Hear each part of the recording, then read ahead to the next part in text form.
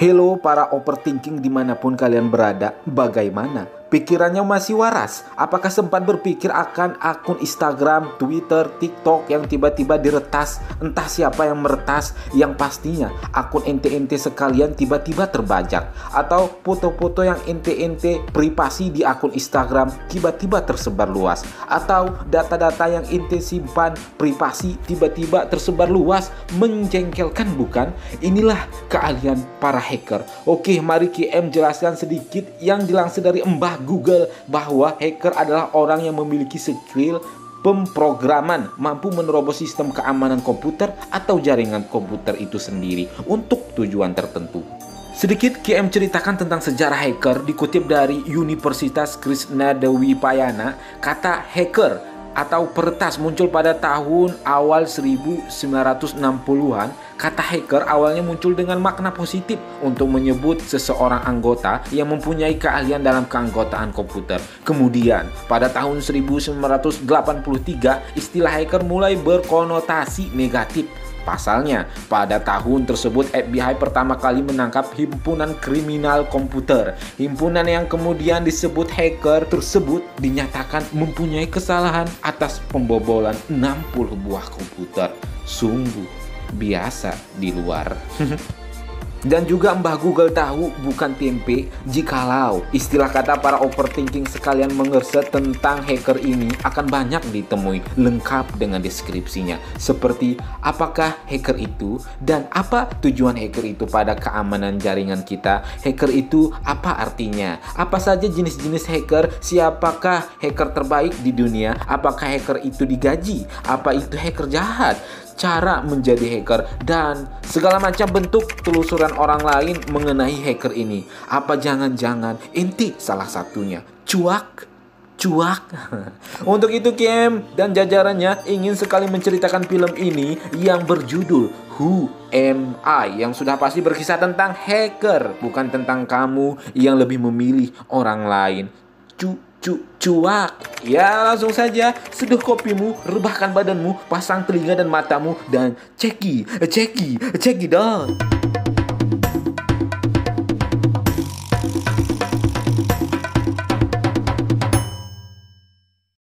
Ini dia si hacker paling jenius di negara tersebut, yang mana hacker ini telah ditangkap dan diinterogasi di dalam ruangan. Kenapa ia bisa tertangkap? Kenapa ia bisa diinterogasi? Ia sendiri akan menceritakan hal tersebut.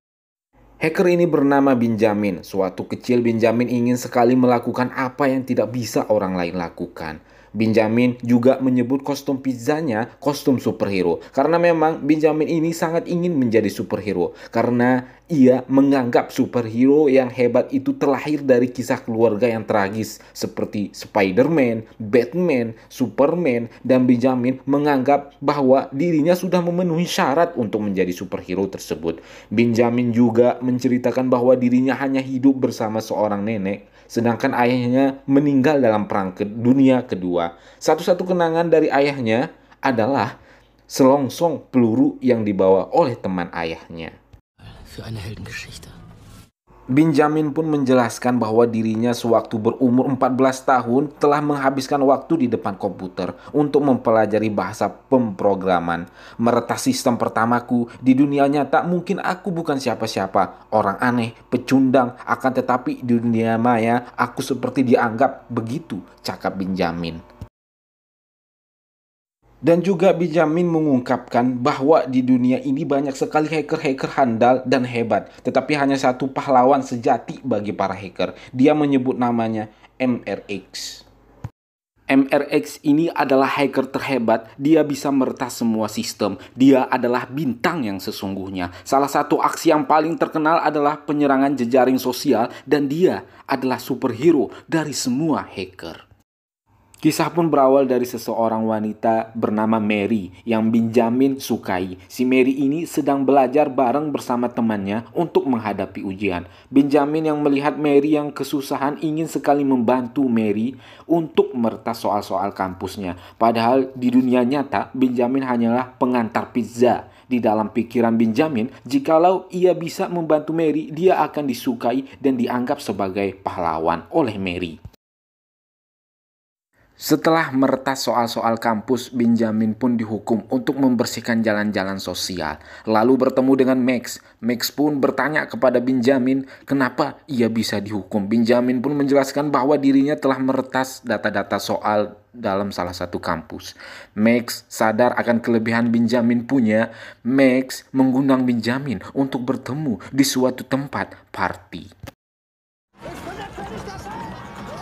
Sesampainya di sana, Max pun mengenalkan teman-teman hackernya kepada Benjamin. Seperti Stepan adalah dewanya software. Dia bisa menemukan celah dalam programan apapun. Dia benar-benar gila. Dia menyukai sensasi yang gila dan beradrenalin.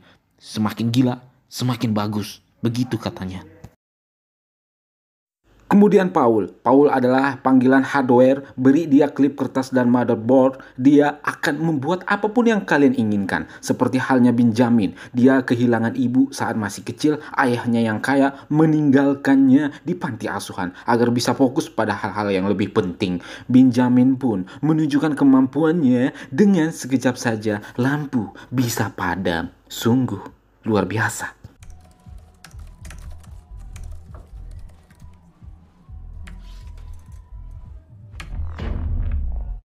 Tak lama dari situ, polisi pun datang untuk mencari si hacker yang telah berani memadamkan lampu. Mereka pun kejar-kejaran seperti Tom and Jerry. Alhasil, mereka selamat.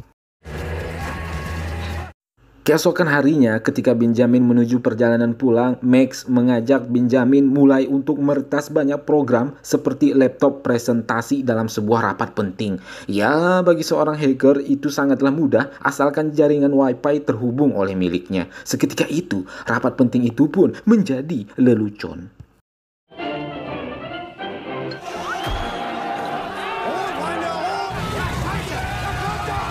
Kemudian Benjamin berpikir bahwa mereka butuh markas dan rumah nenek Benjamin adalah tempat yang sempurna untuk itu dan memberi nama kelompoknya dengan nama Clay. Clay disingkat dari Clowns Looking at You yang artinya badut menertawakanmu.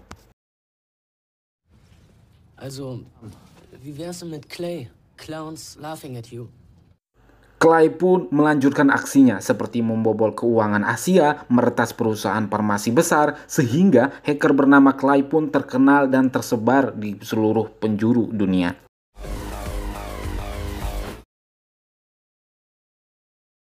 Max yang menunggu berminggu-minggu reaksi MRX, sang hero hacker terhadap Clay, dia ingin sekali mendapatkan apresiasi dari idola besarnya. Dan di saat perkumpulan hacker di dunia maya, bahkan MRX itu sendiri tak pernah menganggap Clay itu ada. Padahal banyak sekali sudah Clay retas, dikarenakan itu ambisi Max semakin besar. Karena memang masih banyak pemain-pemain besar di luar sana, seperti penyerangan hacker ke Bank Sentral Eropa, mereka menyebut dirinya Prince. Prince adalah hacker yang paling dicari setelah MRX. Prince juga cyber mafia berasal dari Rusia. Kemudian di suatu hari MRX yang tiba-tiba mengirim pesan kepada Clay, padahal selama ini MRX tidak pernah mengomentari Clay di Darknet. MRX mengirim sebuah dokumen pencapaiannya. Dalam dokumen tersebut berisi penyelidikan cyber rahasia yang berhasil dikirim ke Europol. Tujuan pengiriman paket itu hanyalah satu. Dia ingin memperjelas bahwa di matanya Clay tidak lebih dari sekelompok bayi yang cengeng. Max yang semakin berambisi tinggi agar diakui oleh hacker-hacker dunia tidak bisa diam karena telah diremehkan. Benjamin pun menyarankan agar bisa meretas BND, Badan Intelijen Jerman. Mereka pun bergegas, namun untuk melakukan itu mereka berempat harus diam-diam menyusup menuju server utama. Clay pun berbagi tugas. Stepan yang merusak sistem CCTV, sedangkan Benjamin masuk ke server utama. Paul mematikan lampu. Max yang menyimpan data-data. Mereka pun bekerja dengan bersih. Singkat cerita, BND pun mengalami keeroran. Di malam harinya, Clay pun berpesta. Benjamin melihat Max yang sedang berpacaran dengan Mary, wanita yang dicintai Benjamin. Ya, dikarenakan itu Benjamin berkelahi dengan Max, sehingga babak belur. Tapi sebelum itu, Benjamin kesal dengan kata mereka dengan kalimat bahwa Benjamin bukan siapa-siapa tanpa mereka. Benjamin yang kesal, Benjamin mengirim data BND ke salah satu anggota hacker bernama Prince, ternyata diam-diam Benjamin mencuri data-data BND tersebut. Ya, setelah itu Benjamin dan Max pun harus bertarung sampai-sampai Benjamin babak belur. Namun di tengah-tengah itu ada sebuah berita bahwa salah satu hacker beranggota Prince mati karena dia telah memegang data BND. Dan setelah itu keanggotaan hacker Clay yang paling diincar karena telah membobol data BND. Benjamin pun harus jujur bahwa dirinya telah mengunduh data-data rahasia keanggotaan badan intelijen sehingga mereka diincar para aparat negara. Ini juga Benjamin lakukan karena kesal dengan kalimat bahwa dia dianggap tak berguna. Begitu ceritanya di ruangan interogasi.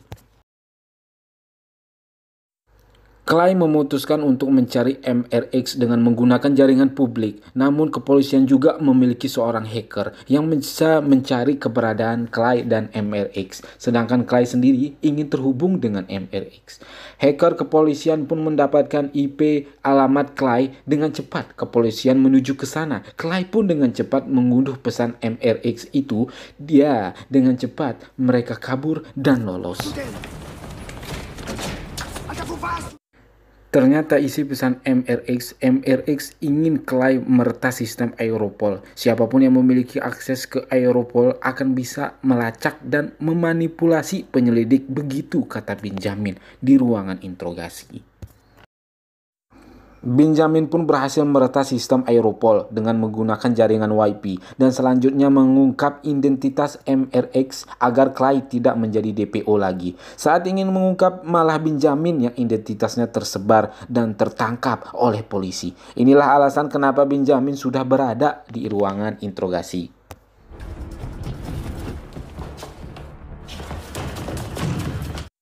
Benjamin pun memberikan 3 peluru yang membunuh temannya kepada petugas. Petugas itu pun berempati bahwa Benjamin hanya dimanfaatkan oleh ketiga temannya. Benjamin pun membuat janji kepada petugas. Jikalau Benjamin berhasil mengungkap identitas dari MRX, namanya akan dihapus dari DPO. Petugasnya pun setuju akan hal itu. Ya, Benjamin pun menggunakan laptopnya untuk memancing MRX. Dan yang terjadi adalah peperangan cyber, sehingga MRX pun tertuak identitasnya tertangkap yang sedang beraksi di sebuah kafe. Now we're even. Ya, singkat cerita ternyata Benjamin membohongi petugas dengan keahlian seperti pesulap. Setelah Benjamin dilepas, namanya dan identitasnya telah diubah. Bisa kita lihat di sini juga bahwa teman-temannya masih ada. Clay pun semakin di depan tamat. Oke, para overthinking, apa yang bisa kita petik di film ini adalah bahwa semua manusia itu memiliki keahlian masing-masing. Maka, jikalau keahlian-keahlian itu dikumpulkan menjadi satu, maka mereka tak terkalahkan. Saya KM dan jajarannya menyampaikan. Sampai jumpa di video selanjutnya.